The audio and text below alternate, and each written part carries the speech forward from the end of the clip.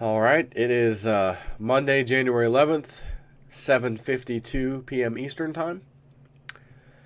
I figured it's been 3 days or so since I've done some videos, and finally getting over this cold. Feeling a bit better than I have been for sure. I'm going to go to work tomorrow. I took the day off today, but I'm going to try to keep this video and the next one short and sweet because I'm sure you don't want to hear my annoying, stopped up nose, voice, whatever. So I'll start with one of these videos that's several days old that's been in my inbox waiting for me to do this video. The shale defaults begin, according to Zero Hedge, as in, oil, shale oil. The big shale booming period, it's pretty much good night. Everyone knows that at $35 a barrel oil, virtually every U.S. shale company is cash flow negative and is therefore burning cash in other forms of liquidity such as bank, revolvers, and term loans. Just as everyone knows that should oil remain at these prices, the U.S. shale sector is facing an avalanche of defaults. You got to keep something in mind. This goes back to something that Lindsey Williams said in advance years ago. I'm talking 2008, prior to the big price rise to $150 a barrel. While it peaked, he came out on the radio shows. He normally went out on, to the internet radio shows and said, I know it's at an all-time high, $146 a barrel. I've been told by my elite friend by the beginning of next year, 2009, it will be going down to 50 and below. Lindsay, that's crazy. He says, I know you'd say that because that's what everyone said prior to me saying it was going to 150, and we're there now. So I remember that. But we, as in America, Wall Street, the COMEX market, commodities, we set the price of oil every single day on the COMEX market. It's not Saudi Arabia. It's not OPEC.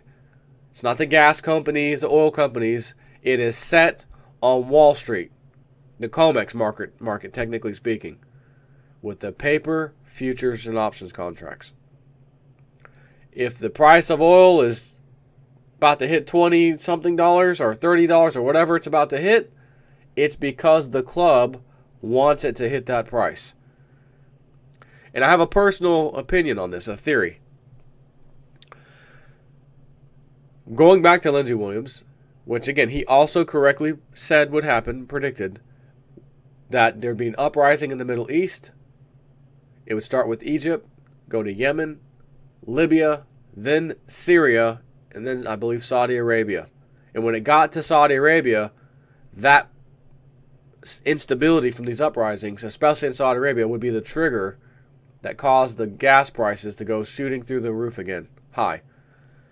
But as you know, and can clearly see, they've been stopped at Syria. Haven't been able to get past that. And from looking at recent events, John Kerry being told to go put his tail behind his leg and turn around, Assad no longer has to go. I think they probably decided a little while back to go with Plan B. This is my opinion. And Plan B is do what they did the first time in 2008. They had the prices rise sharply first, then they crashed it down to below $50. Now remember what Lindsay said back then, that these up-and-coming countries, these Middle Eastern countries that rely on the oil for income, cannot survive. He said I think it was around $70 a barrel is the bare minimum that they could really survive on. They'd be okay if it was $70 or more per barrel. Anything under that, it's going to start to hurt them financially. They won't be able to pay for all the expenditures and bills that they've currently built up over these years of taking themselves from third world status to first world status thanks to the oil boom. And the oil boom that we pretty much gave them, even though it's on their own soil, we went over there and helped them build up all the apparatus to deal with the oil. So my opinion is that's what they're doing right now. They've decided, the club, it's Plan B. We're not working with this thing with Assad. We can't even then go to Saudi Arabia, so forget that. Let's just crush them all with extremely low oil prices. However, you're crushing Western powers in your own country even. Companies in your own country are being destroyed that have anything to do with oil. But that, to them, is a casualty of war. Sorry about your luck. So, back to Zero Hedge. What is less known is who will be the next round of companies to default. One good place to get an answer is to find which company's bankers are quietly tightening the liquidity noose because they don't want to be stuck holding worthless assets in bankruptcy or for whatever other reason, by quietly reducing the borrowing base on existing credit facilities. It is these companies which find themselves inside this toxic feedback loop of declining liquidity, which forces them to utilize assets even faster, thus even further shrinking the borrowing base against which their banks have lent them money. That will be at the forefront of the epic bankruptcy wave that is waiting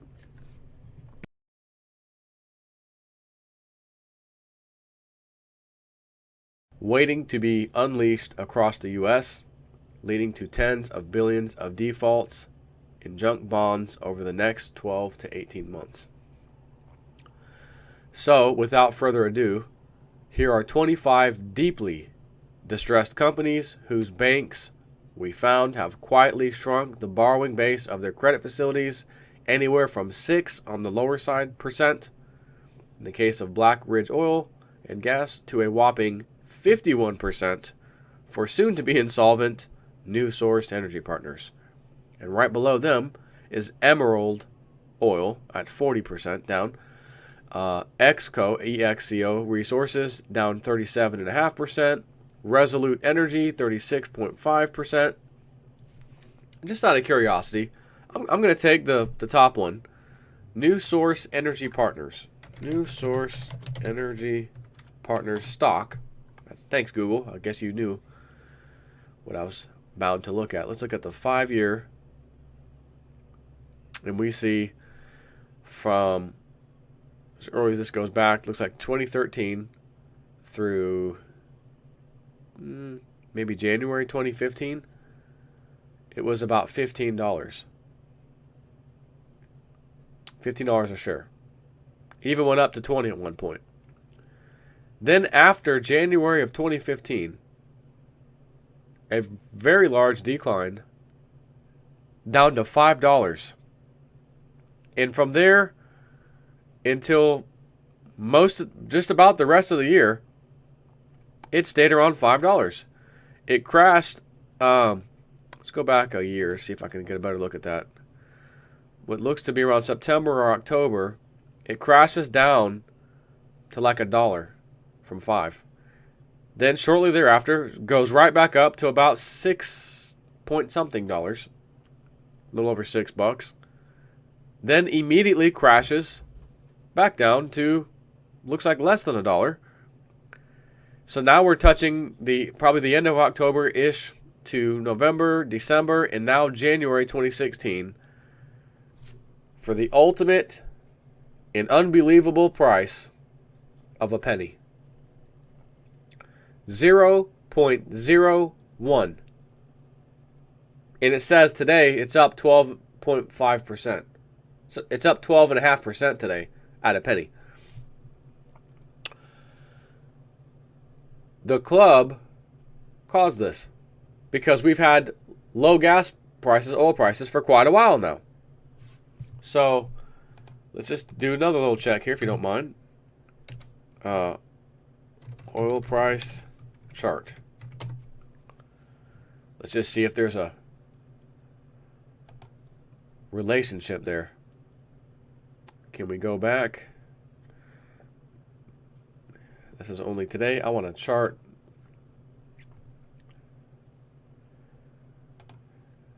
that I can play with. Here we go. November 2015. Okay. So this is actually interesting because remember when I said they were up until about, it looked like the end of December 2014, January 2015, when this stock went from $15 down to $5, maybe $6 it looks like actually.